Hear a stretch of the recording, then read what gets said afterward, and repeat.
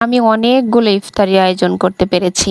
আর এই ইফতারের আয়োজন করতে পেরেছি আপু এবং ভাইয়াদের ভালোবাসায়। 3টা বছরে যে 3টা মাস রোজা পার করেছি, ইফতার বানানো তো দূরের কথা, এক গ্লাস শরবতও জোগাড় করতে পারিনি। ফলো দিয়ে লাইক শেয়ার করে অবশ্যই আমাদের পাশে থাকবেন একজন ব্লাড ক্যান্সার রোগীর চিকিৎসা করার জন্য। আসসালামু আলাইকুম বন্ধুরা, সবাই কেমন আছেন? আশা করছি সকলে অনেক ভালো আছেন। আলহামদুলিল্লাহ, আমিও ভালো আছি। এখন রোজার মাস, আর রোজার মাসে মেয়েদের কাজের কোনো অভাব হয় না। এই তো ইফতারি বানানো শুরু করে দিয়েছি, আর ইফতারি বানানোর শেষে আবার ইফতারি করার টাইম হয়ে যাবে।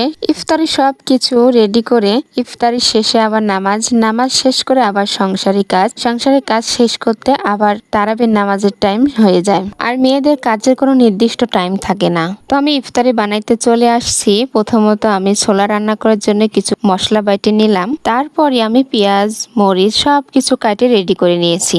আর পেঁয়াজ মরিচ কাটা রেডি করার পরে পাঁপড়গুলো আগে ভেজে নিলাম। পাঁপড় কটা ভেজে প্লাস্টিকের বাটিতে সুন্দর করে আটকায় রাখলে এটা কিন্তু নরম হবে না। বাটিতে পাঁপড়গুলো আটকায় রাখার কারণই হচ্ছে আমার ছেলের জন্য, কারণ আমার ছেলের যখন ইচ্ছা তখন সে বাটি খুলে পাঁপড় খায়। আর সেজন্য আমি একটু বেশি করে ভাজে বাটিতে রেখে দিই, তাহলে যেন আমার ছেলে বাহিরের খাবারটা না খেতে চায়। এমনি তো আমার ছেলেটা বাহিরের খাবারটা খুবই কম খায়। বাচ্চারা কোন জিনিসটা পছন্দ করে না আর কোন জিনিসটা খেতে পছন্দ করে সেটা কিন্তু খেয়াল রাখা দায়িত্ব মায়ের। আমার ছেলেটা অনেক শান্ত, আর এমনি তো কোনো কিছু আমার কাছে সেরকম আবদার করে না।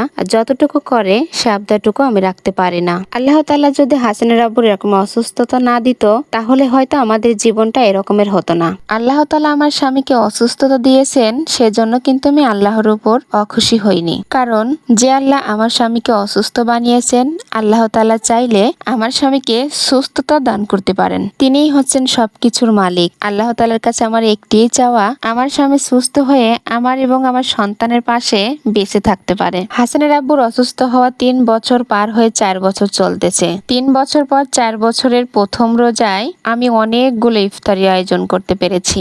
আর এই ইফতারের আয়োজন করতে পেরেছি আপু এবং ভাইয়াদের ভালোবাসায়। 3টা বছরে যে 3টা মাস রোজা পার করেছি, ইফতার বানানো তো দূরের কথা, এক গ্লাস শরবতও জোগাড় করতে পারিনি। শুধু সাদা পানি মুখে নিয়ে ইফতার করেছি। এমন সময় গেছে আমার ছেলেটা ইফতারের সময় হলে ইফতার খাওয়ার জন্য কান্না করত। এমনি তো আমার ছেলেটা সেরকমের জেদ করে না, তবু যেটুকু করতো আমার অনেক কষ্ট হতো। ভাইয়া এবং আপুরা, আপনাদের যদি সন্তান থাকে তাহলে হয়তো আমার কষ্টটা বুঝতে পারবেন। একজন মা তার সন্তানের মুখে খাবারটা না দিতে পারলে কতটা কষ্ট হয়।